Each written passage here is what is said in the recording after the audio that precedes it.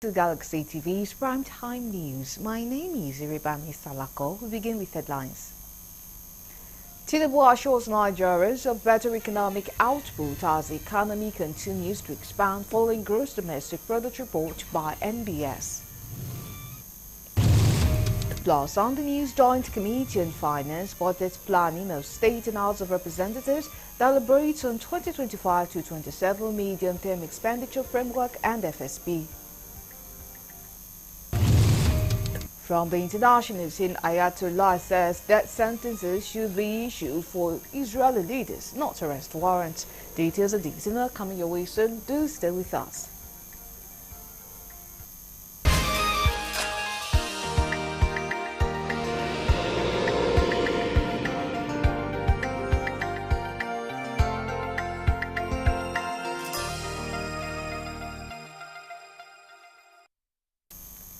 Many thanks for joining us at this time. Now details of the news. President Bola Tinubu has assured Nigerians of better economic output as the economy continues to expand following the newly released third quarter gross domestic product report by the National Bureau of Statistics. According to the NBS, Nigeria's GDP grew by 3.46% compared to the 3.19% growth recorded in the second quarter. Sunday Diary, special advisor to the President, Media and Public Communications, in a statement said the growth in GDP shows the President Tinubu's quest for a more robust boost in the economy and, by extension, a better standard of living for Nigerians is on course. Diary said the 3.46% growth indicates Nigeria is recovering from the reform's unintended effects. He explained President Tinubu's administration has not and will never forget his promise of a $1 trillion economy by 2030. He assured that once the economy is rebased by early 2025 to capture its dynamism and record significant changes that have occurred in different sectors, the country will be on its way to shared prosperity. Vice President Kashim Shettima has directed the adoption of technology-driven strategies to combat terrorism, cybercrimes and border security challenges facing Nigeria and the entire African continent. According to him, while Africa and Nigeria are currently navigating some of the most troubling times in areas of security and economy, the challenges require innovative solutions. Speaking on Monday during a courtesy visit by members of the Executive Intelligence Management Course 17 from the National Institute for Security Studies, NISS, VP Shettima acknowledged the current security and economic challenges in the country.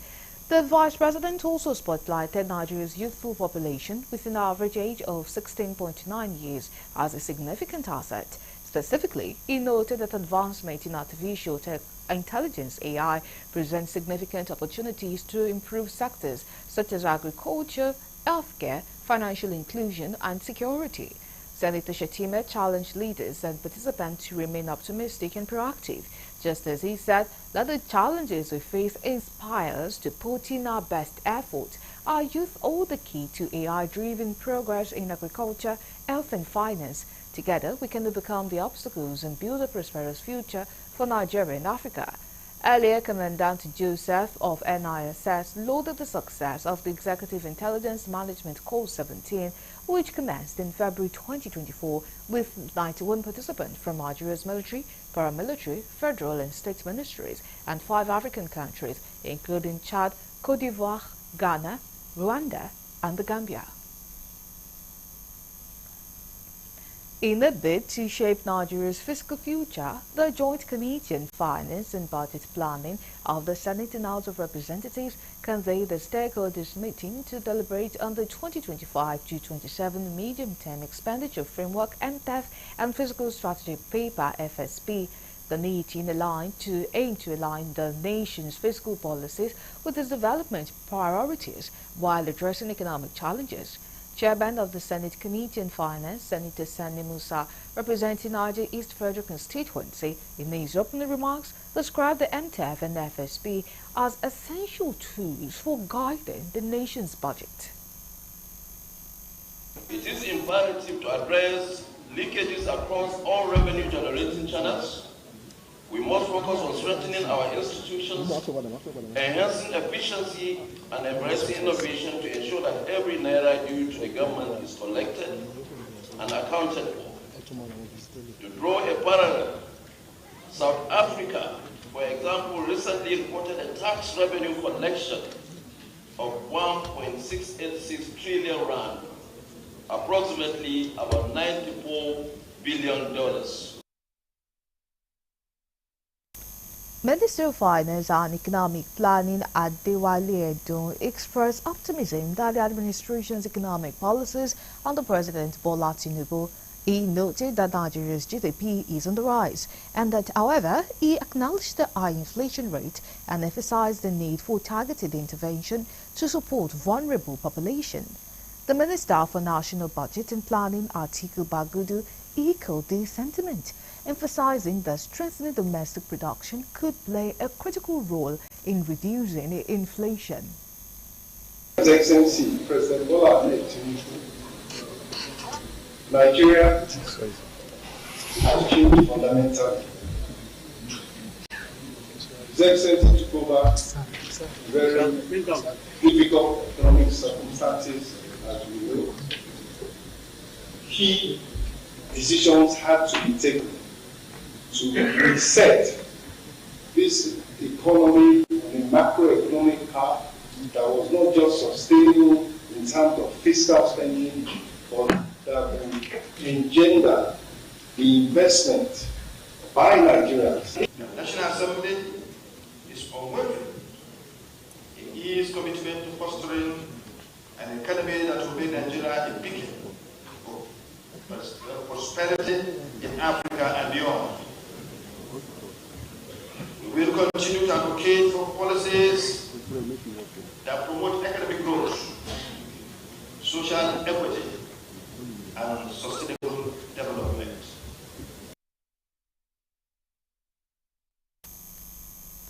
The House of Representatives has pledged to end all forms of violence against women and girls in Nigeria. During a historic march against gender-based violence, Speaker Tajuddin Abbas highlighted alarming statistics, stating that a woman dies from violence every 10 minutes worldwide.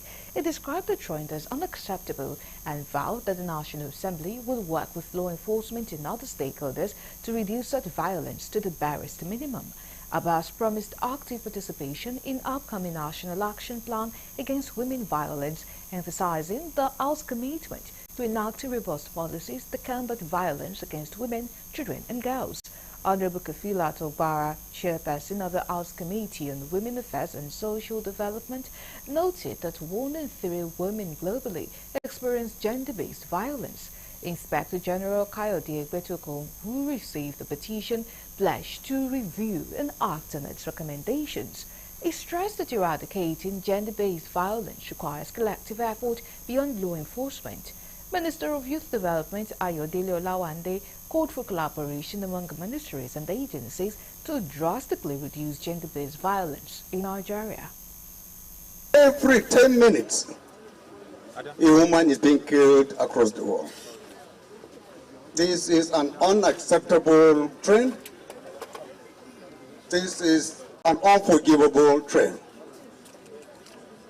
We in the Parliament must have to unite more than ever before with relevant authorities, particularly the law enforcement. House of Representatives, under the leadership of Right Honorable Tajuddin Abbas and Right Honorable Benjamin Kalu, have united in one voice to say that there is no excuse for violence against our women and our girls. They are our mothers, they are our daughters, they are our family. They care for us, they nurture us. Why should we violate them? We are saying no to lecturers violating students, that they will fail them if they do not yield in. We are saying no to bosses at work. There are some areas where the tradition also abuses the rights of women. We have cases of gender mutilation, genital mutilation, yes, and others like that. So it is a collective effort that we must all fight. We must all come together and put our actions together to eradicate this unacceptable. Weeks time, we are going to have a Young and Secure, which is part of girls, women, and all youth. And the office of Ministry of Youth will be coming up with an help desk whereby all the youth in this country, most especially the women and the girls, can come, communicate with us, discuss with us. Let us hear you. We want to be with you.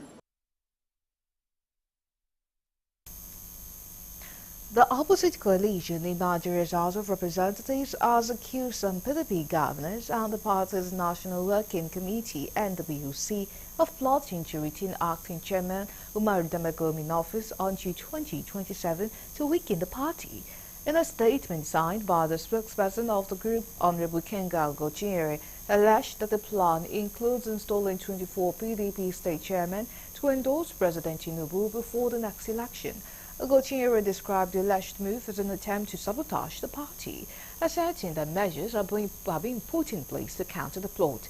He criticized the party's leadership, accusing them of colluding with APC leaders to undermine PDP's credibility and future. The coalition also condemned the reported efforts by FCT Minister Nyesom Wike to destabilize River State governance, vowing to resist attempts to impeach Governor Siminalayi Fubara to seize the state's allocation. Ugochinyere warned of dire consequences if the judiciary refused to advance the alleged schemes, emphasizing that constitutional governance must be upheld. The federal government has reaffirmed commitment to end HIV/AIDS across the country by year 2030. Director General of the National Agency for the Control of AIDS, Temitope Ilori, made a reaffirmation while addressing journalists on the forthcoming World AIDS Day in Abuja on Monday. Ilori stated that the agency will continue to place special emphasis in stopping AIDS among children. She added that NACA will also proceed to raise consciousness on sustainability and ownership of HIV response. Ilori noted that despite the advancement, challenges of stigmatization still persist among the marginalized communities, even as Nigeria has high prevalence of HIV of about 1.4% among the general population. World AIDS Day remains an opportunity to reflect on our journey, to recognize the strides we have made, and to reaffirm our commitment to ending AIDS as a public health threat by 2030. It also reminds us that despite advancements, challenges still persist, especially among the marginalized communities. This year, we are placing special emphasis on stopping AIDS among our children.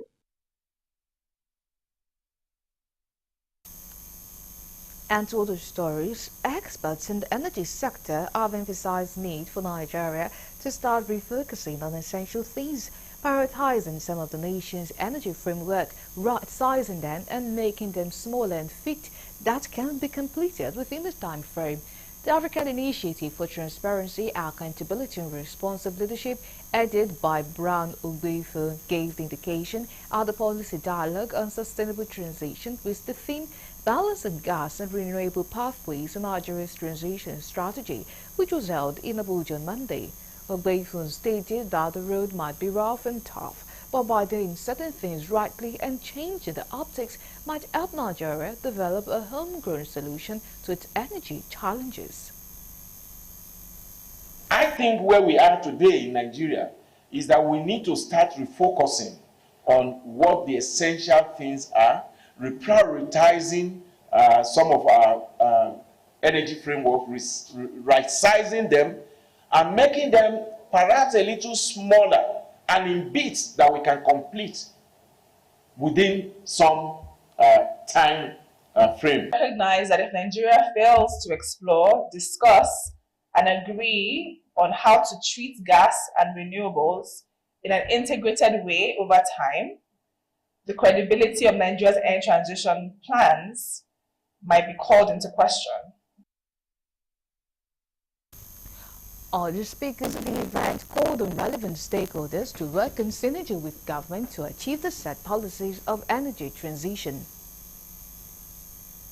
Very, very important. Like some of the previous speakers mentioned, it's all well and good to have nice, policies, but how far have we come with regards to the actual implementation of those policies?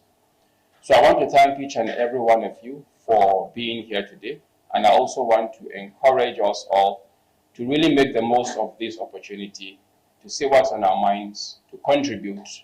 Because that will give us a picture of how well or poorly we're doing with regards to our net zero targets and our NDCs. So we've been engaging with the NRGI, and we will continue doing that for the betterment of our country, and to ensure that we sustainably extract, and going into the future balance out extraction and renewables to ensure that at the end of the day our economy keeps afloat. You're still onto the news on Galaxy TV. Coming up next.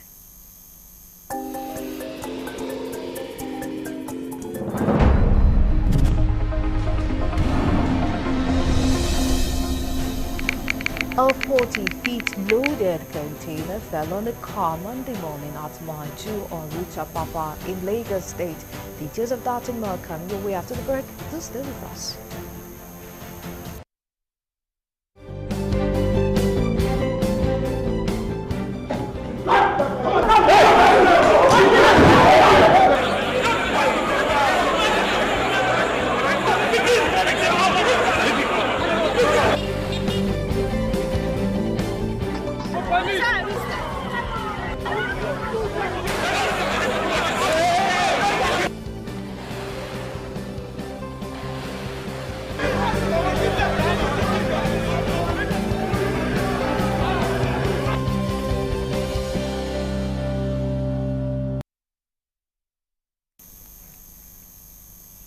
We are glad to be back. Now, for more updates and latest news, please visit our website www.galaxytvonline.com. Connect with us on our X handle at Galaxy TV. Subscribe to our YouTube channel, youtube.com/Galaxy TV News. You can follow and interact with us on our Facebook page, facebook.com/Galaxy TV.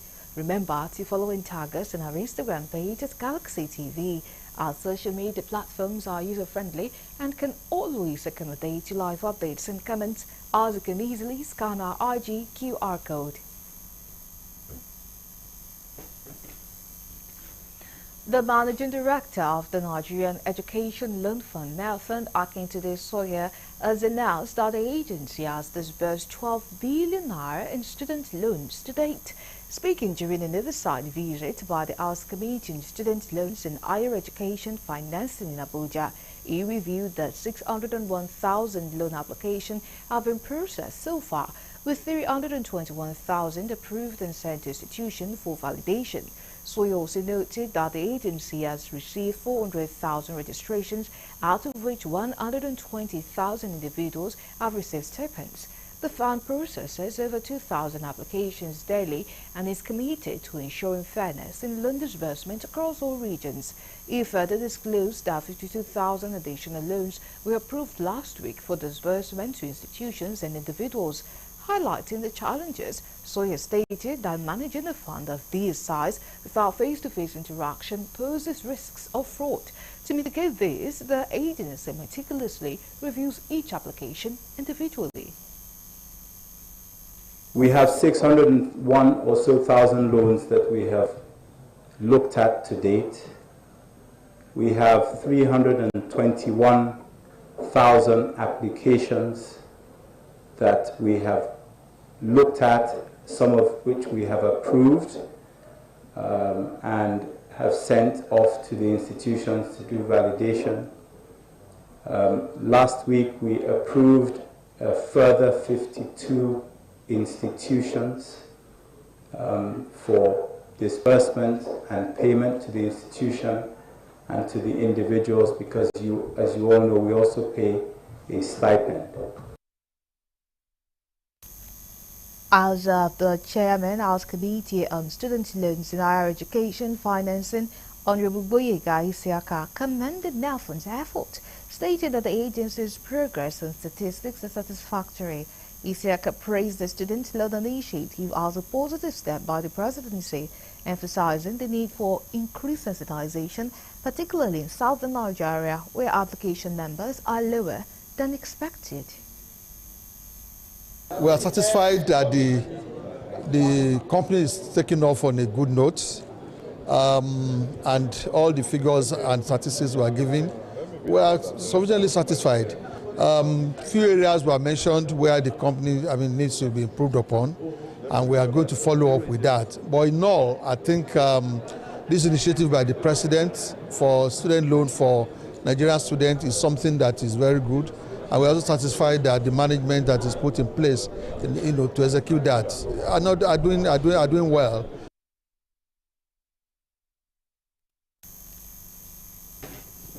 Now to the story teased earlier, an accident occurred this morning at Mile 2 en route to Apapa, where a 40-foot loaded container fell on a car with registration number LSR 2933HJ. This accident was caused by non-compliance of truck drivers in the act of proper securing containers while on transit.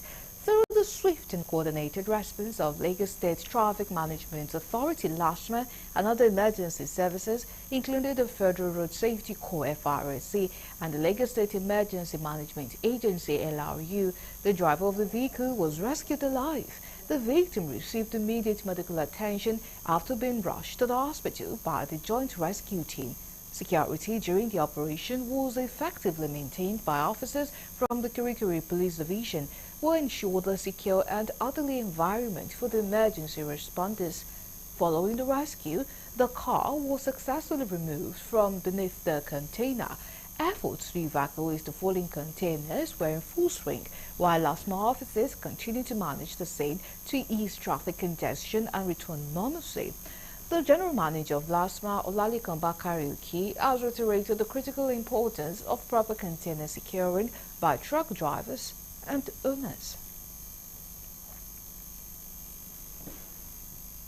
And still on Metro News, a two-story building of 6 flats at Block 131D Block Alaska Estate in Ikori Early hours of Monday caught fire, and first floor of the building was razed completely by the inferno. It was discovered that the building had been abandoned for over 3 years and in distress, while some people are suspected to reside within the building illegally. Lagos State Emergency Management Authority (LASTMA) activated its response team from Onipan and curtailed the inferno from escalating further. Preliminary investigations by the emergency responders at the scene revealed that the building is already sinking and in an unstable state because it has been abandoned for 3 years, and cause of fire is yet to be ascertained. Fortunately, no casualties has been recorded due to the incident, and no injuries have been reported as a result of the inferno. Meanwhile, the inferno has been totally extinguished by prompt intervention of the emergency responders, and the affected house has been cordoned off.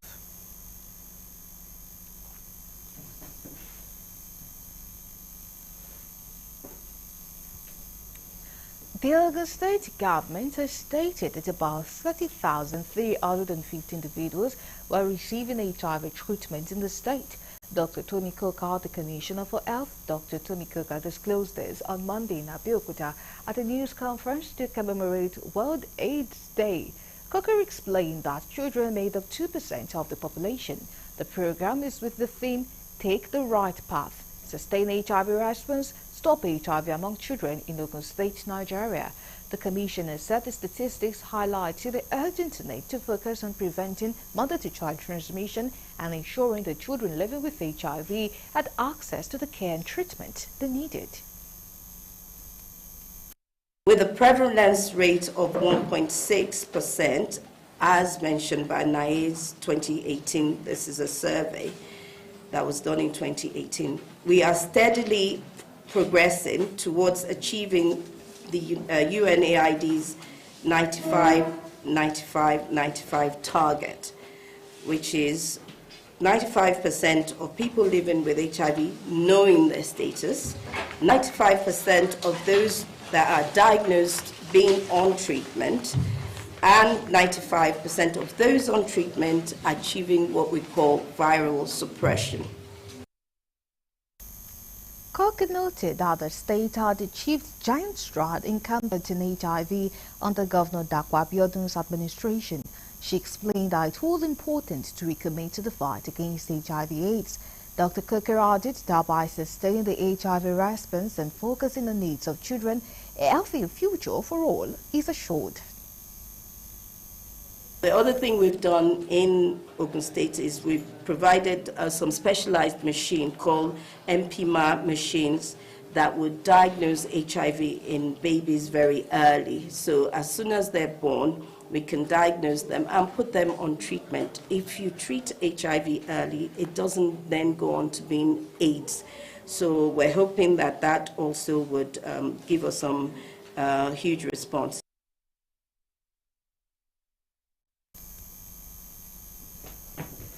And still on health, a new report by the World Health Organization (WHO) has shown that no fewer than 10.3 million people were infected with measles in 2023.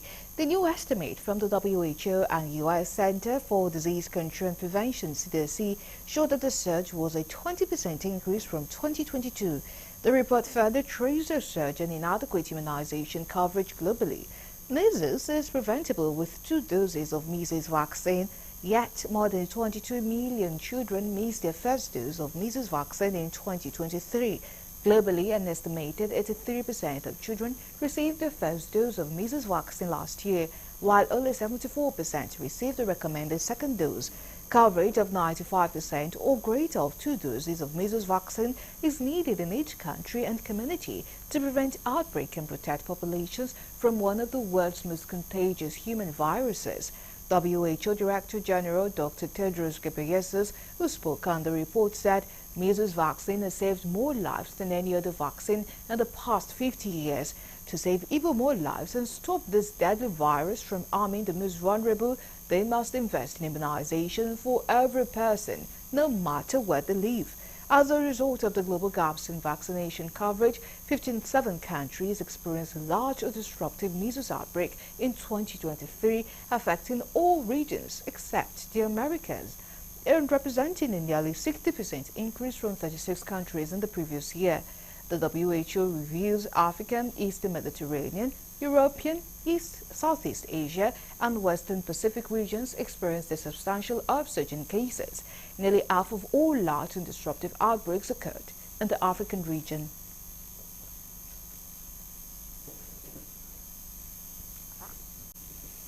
The National Agency for Food and Drug Administration and Control has issued a strong warning against the misuse of antibiotics in humans and animals, highlighting the growing threat of antimicrobial resistance.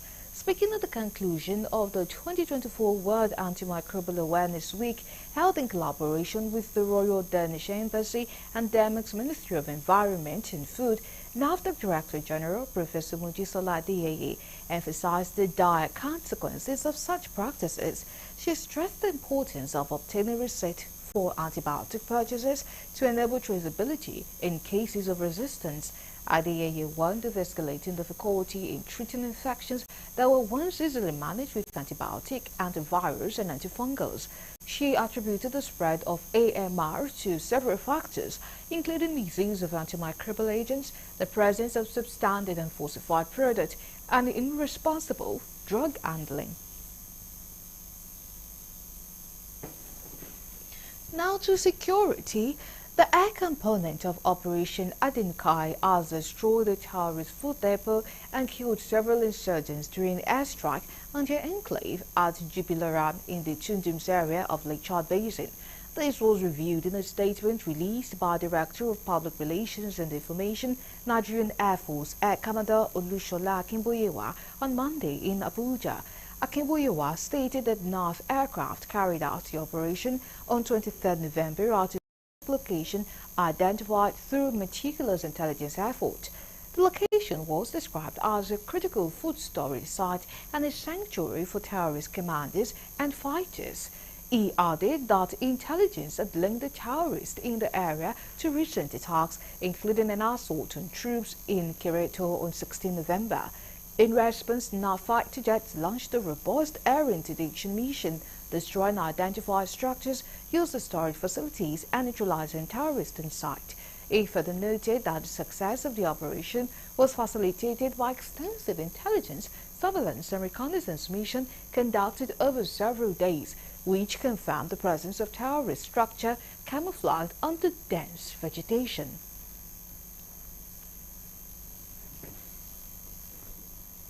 The Inspector General of Police Olukayode Egbetokun has decorated the recently promoted Deputy Inspector General of Police DIG Arvin Mohammed as the coordinating DIG for North Central Region.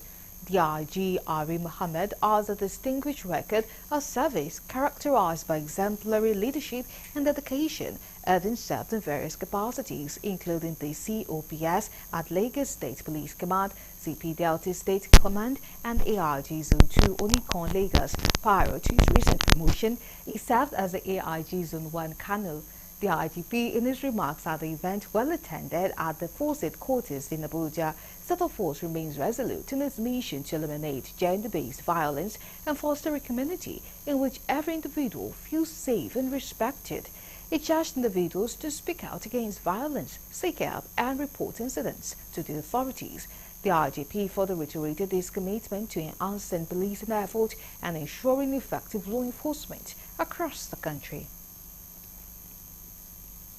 The Kaduna State Police Command, under the watch of the Police Commissioner Ibrahim Abdullahi, has recorded tremendous success in the fight against criminal elements disturbing peace of the state. Since he assumed office as the 44th Commissioner on the 21st of October, CP Abdullahi says he has prioritized proactive community engagement policing, leading to the arrest of suspected bandits and cyber criminals and other related cases.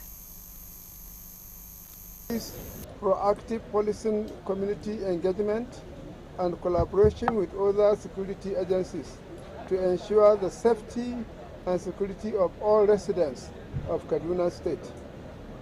I am pleased to inform you that the strategies we have implemented have resulted in significant operational successes with the prompt dedication and the professionalism of our officers and men. We have confessed that we committed a crime, so didn't deny anything for cyber crime. Yeah, we have been doing it for last year, so they caught us. So they collect our phones and everything. So they interview us, they told us everything. That how long have we started doing it? So explain everything to the police. So they hold our phones and everything. I feel very disappointed because it's not good. I know that what we are doing is not good. So we're just begging for forgiveness. I collect somebody, I stab somebody. When the incident happened, for God, man, I don't know how it take up, but I've already committed, and I plead for justice and mercy. When I was in army, I used to have normally a psychiatry drugs they used to give me. So when the incident happened, I don't even know what happened, but I regret my action because I have never found myself in this kind of condition.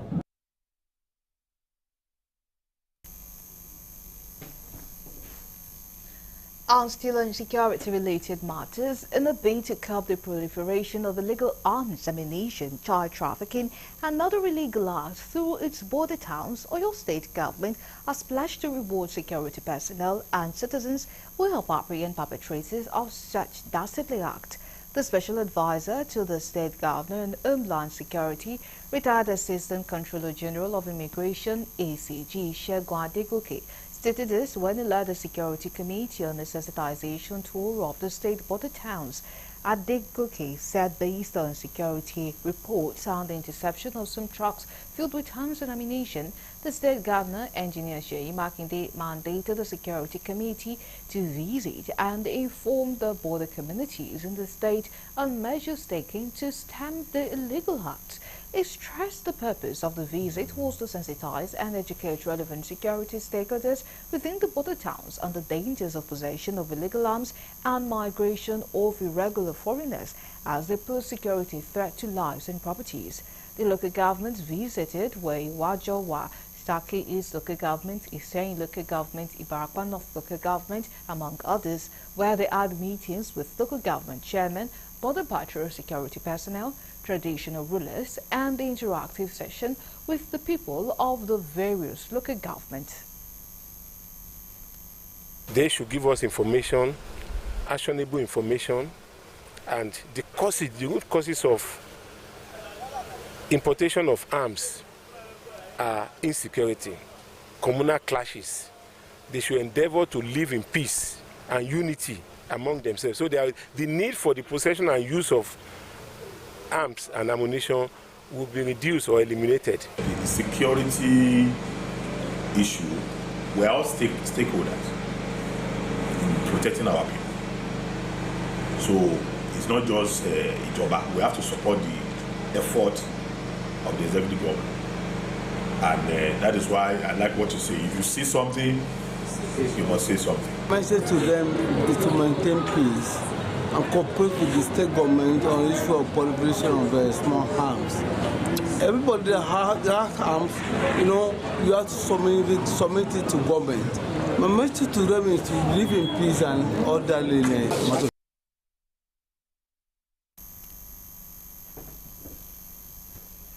Vandals have continued to wreak havoc on the Nigerian electricity installations.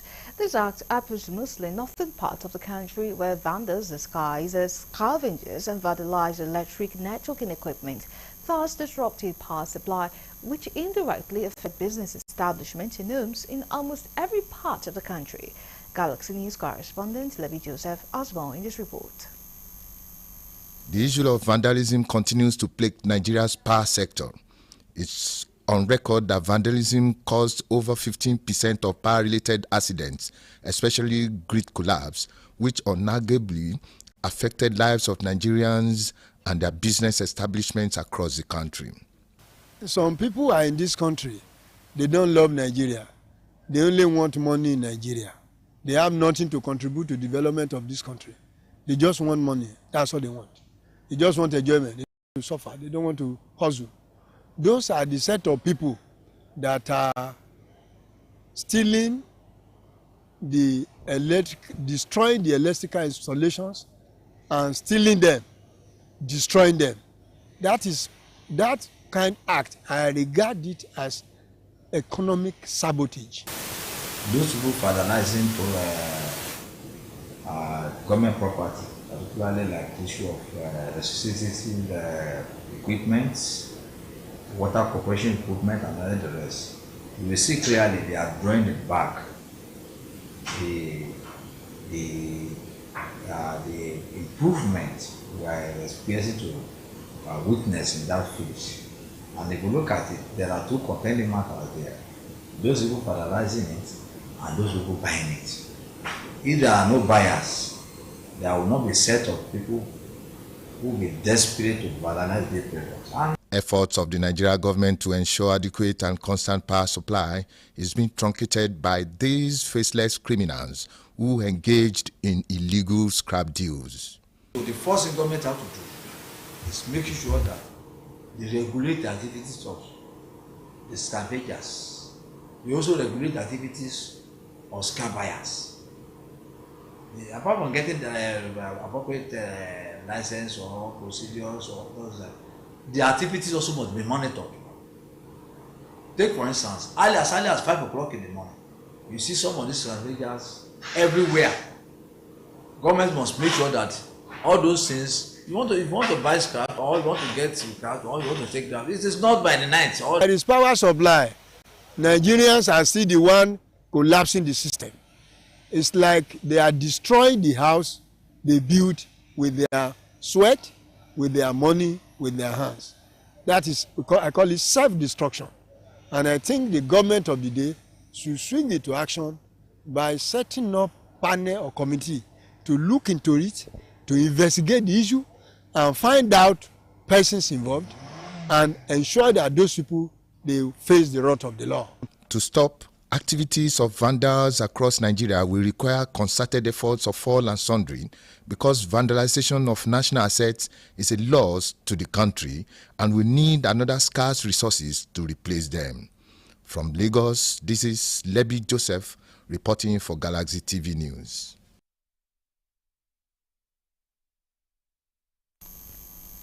You're still on to the news on Galaxy TV. Let's go on a break. When we come back, the news continues. Do stay with us.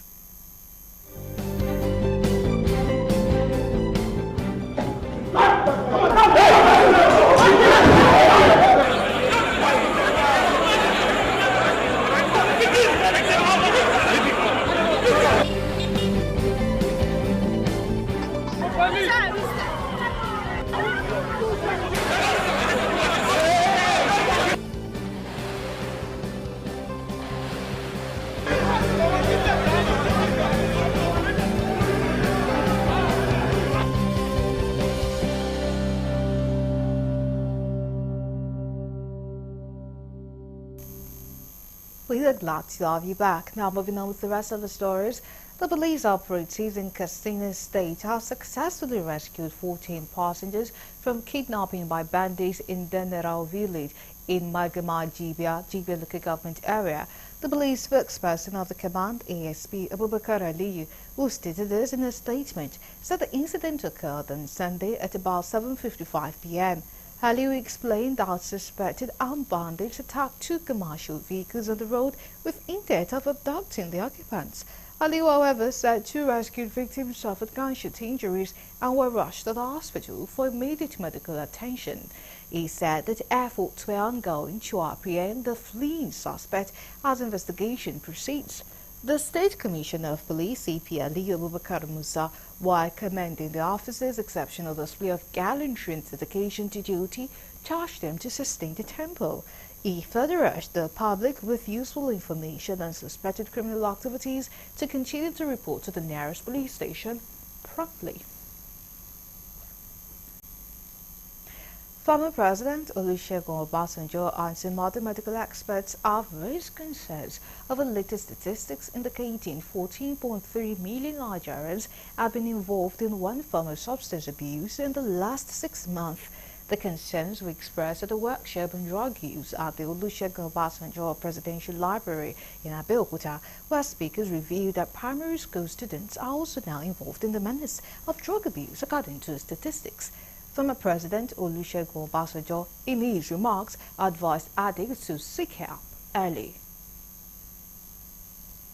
Anything trying to tempt you into drug, please avoid it like plague. Some get out of it, but it's more difficult to get out of it. And it's better that you don't get into it at all. If you have made the first mistake, getting addicted. Speaker after speaker called on federal and state government to ensure strict application of the law against drug cartels. Of substance use, drug use is on the increase, and the major reason is availability. It's available, there are laws, but the laws are not being followed. Just like the National Assembly just enacted a new bill and law that life imprisonment if you are involved. It has been said, is it being followed? Will it be followed? So availability of the substance, and from our experience we discover that even those that are meant to control the substance are involved in the business because it sells a lot and everybody wants to make money. That is where, as a nation, we have missed it. It will be that primordial level of prevention. There's need for strong legislation against substance abuse. We need to have very strong legislation because these substances are not supposed to be available. The availability is much in our environment, and the government needs to legislate to reduce this demand. This drug demand needs to be reduced in our society. Taking drugs is not good. Because take drug, it is very bad for the brain. That it can make some enzyme in your brain not function. When you take like Indian cocaine and other stuff, it can make you think abnormally and make you do stuff that you are not supposed to do. Now, we move to the international desk for more news.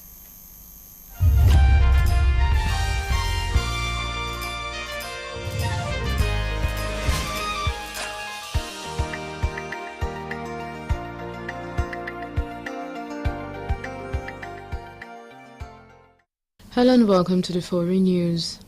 The supreme leader of Iran, which backs the Hamas and Hezbollah militants fighting Israel in Gaza and Lebanon, said that death sentences should be issued for Israeli leaders, not arrest warrants. Ayatollah Ali Khamenei was commenting on a decision by the International Criminal Court to issue arrest warrant on Thursday for Israeli Prime Minister Benjamin Netanyahu, its former defense chief and the Hamas leader, Ibrahim al-Masri. The decision was met with outrage in Israel, which called it shameful and absurd. Gaza residents expressed hope it would help end the violence